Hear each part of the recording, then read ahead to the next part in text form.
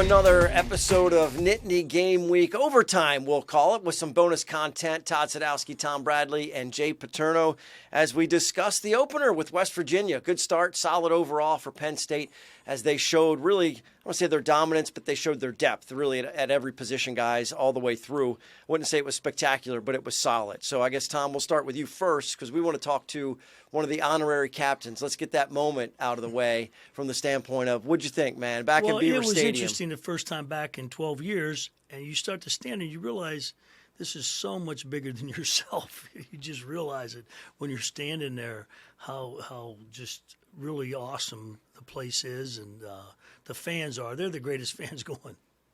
Jay, it was a special moment to see Scrap back. Oh, I missed it. Did he do something last week? He was back. Did you hear the roar there mid first quarter? Let me just say this. Before the game, Tom left his sport coat in my car, and we got separated. There was a lot of text messages, and as everybody knows, text messages were not going through. So at like 5:30, I got like 12 text messages of people saying, call Tom Bradley. He needs his coat. He needs his coat. We got him his jacket. He got in the stadium on time, and the rest is history. Yeah, you mentioned it's a great moment. Couldn't get any text through for that part of it, and part of for me, Tom, I enjoyed. I was down there on the sideline when they kind of brought you out to do the wave, and I was like, "Oh, hurry up! I got to get this video of it." So I got my phone out real quick and got the moment, and it was just really cool. Special. It was really great, and thanks to Dr. Pat Kraft. Yeah, absolutely. And I love seeing the former players come up to you on the sidelines because the sidelines were packed. A lot of Letterman, a lot of the NFL guys were back before their season gets underway. So tell us about that. I'm sure a lot of the former players came up. It was great getting to see them all, how they just to talk. And they're telling stories and different things. And it was funny, because one to the next, it was this listening to them.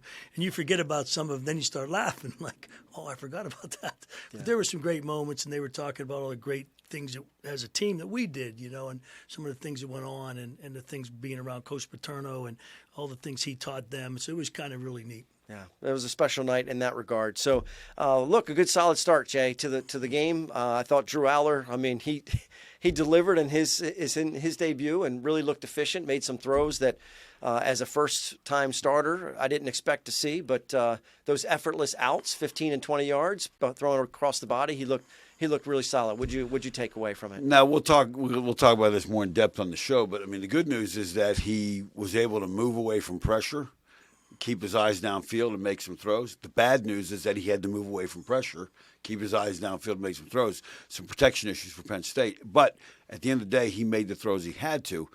Took some hits, more hits than you would like in that game. But he kept his poise. Made the throws, but he'd probably be the first to tell you there are bigger mountains to climb now. Yeah, batting 1,000 as far as Big Ten Offensive Player of the Week, Yep. 1 for 1 when it comes to that.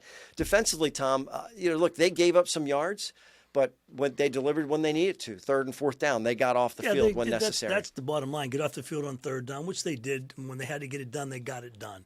And that's going to happen. It's first game. There's some jitters you got to get over. The tackling wasn't as good probably as they wanted it to be. But one of the things you do learn in football is that if you're going to be a good team, you improve the most from game 1 to game 2. Yeah, when they're going to face Delaware, so they're going to be able to do some things, empty the bench a little bit, you would think, in this kind of thing. So we'll talk about Delaware on the schedule in just a minute. Let's get to some fan questions because we love the submissions. Keep them coming, and we'll discuss them week to week. We'll start with Sam in State College. The Big Ten now requires injury reports 2 hours before the game. Thoughts on that? And they release it. It's fairly extensive. It's an unavailable report, as I understand it, and there's even some guys listed as questionable, and then the guys that are out. I don't know. I don't know what the rationale the Big Ten is using. We know what it is.